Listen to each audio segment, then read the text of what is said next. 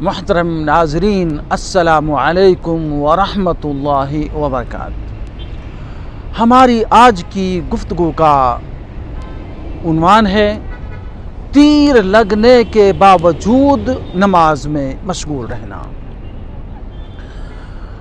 نبی صلی اللہ علیہ وسلم غزوہ ذات الرقاع سے واپسی کے موقع پر ایک جگہ قیام کرتے ہیں۔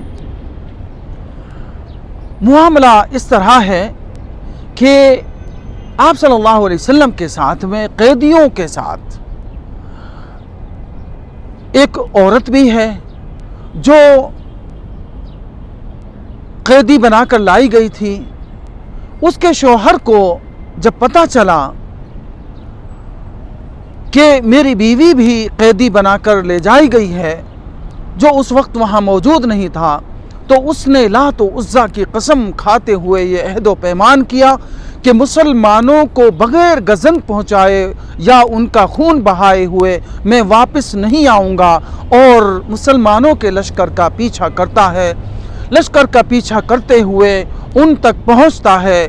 نبی صلی اللہ علیہ وسلم ایک پہاڑی کے اوٹ میں قیام کرتے ہیں اور اپنے ساتھیوں سے پوچھتے ہیں کہ بتائیے آج کا پہرا کون دے گا؟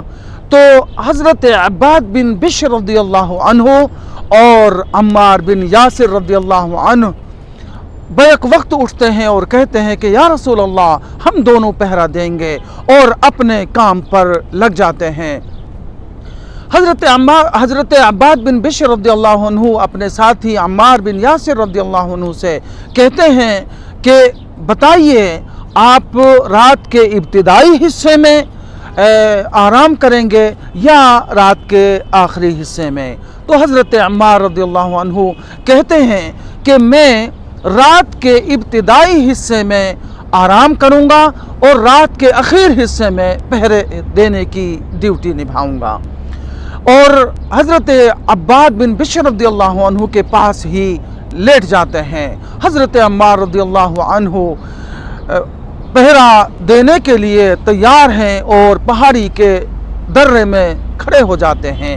دشمن دین اور اللہ کا یہ دشمن جو ان کا پیچھا کر رہا تھا اپنی بیوی کو چھڑانے کے لیے، اپنی بیوی کا بدلہ لینے کے لیے، وہ بھی پہنچ جاتا ہے اور دیکھتا ہے کہ ایک شخص درے میں ہے۔ اس نے محسوس کر لیا کہ نبی صلی اللہ علیہ وسلم اور آپ کے ساتھی اس درے کے پہاڑی کے اوٹ میں ہیں، جو یہ شخص پہرا دے رہا ہے، یہ اس پر غمازی کرتا ہے، اور اس نے اپنا تیر نکالا اور یکے بعد دیگرے حضرت عباد بن بشر رضی اللہ عنہ پر 3 تیر داغ دیے، جس سے آپ کا جسم لہو لہان ہو گیا۔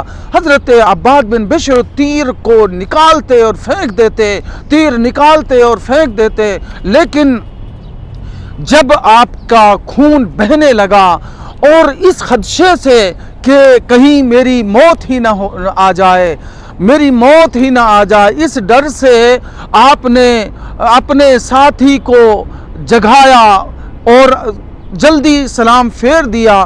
اپنے ساتھی کو جگاتے ہیں۔ ساتھی عمار رضی اللہ عنہ اٹھتے ہیں اور کہتے ہیں کہ اے اللہ کے بندے، اے عباد بن بشر، تو نے یہ کیا کیا؟ کاش مجھے پہلا تیر لگنے کے باوجود ہی آپ جگا دیے ہوتے۔ کہتے ہیں خدا کی قسم، معاملہ یہ نہیں ہے، معاملہ یہ ہے کہ میں سورہ کہف کی تلاوت کر رہا تھا، مجھے بڑا مزہ آ رہا تھا، اور اس دشمن دین نے میرے اوپر یکے بعد تیر پھینکے۔ اگر مجھے یہ خدشہ نہ ہوتا کہ کہیں دوسرے مسلمانوں کو کوئی تکلیف نہ پہنچا دے یہ خدا کا دشمن، تو میں سورہ کہف کی تلاوت کرتا رہتا، مکمل کرتا۔ مجھے بڑا مزہ آ رہا تھا، میں اپنے رب سے سرگوشی کر رہا تھا، مجھے تیر کا بھی کوئی خدشہ نہیں تھا، لیکن مجھے مسلمانوں کے ڈر اور خوف نے کہ کہیں ان کو تکلیف نہ ہو جائے، اور ذمہ داری نے مجھے اس بات پر مجبور کر دیا کہ میں جلدی سلام پھیروں اور آپ کو آگاہ کروں۔ یہ معاملہ ہے حضرت عباد بن بشر رضی اللہ عنہ کا۔ اور پھر آپ نے اپنے اس خون جو جسم سے نکل گیا ہے اس کا بھی خیال نہ کیا۔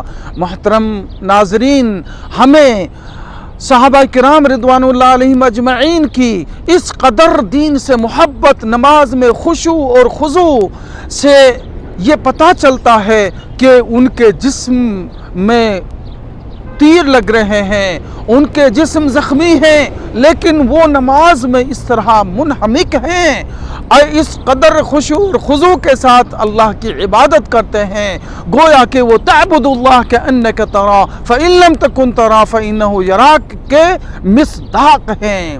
اللہ سے دعا کرتا ہوں اللہ تعالی ہم تمام مسلمانوں کو بھی اسی طریقے سے نماز میں خشوع اور خضوع پیدا کرنے کی توفیق عطا فرما۔ وآخر دعوانا ان الحمدللہ رب العالمین۔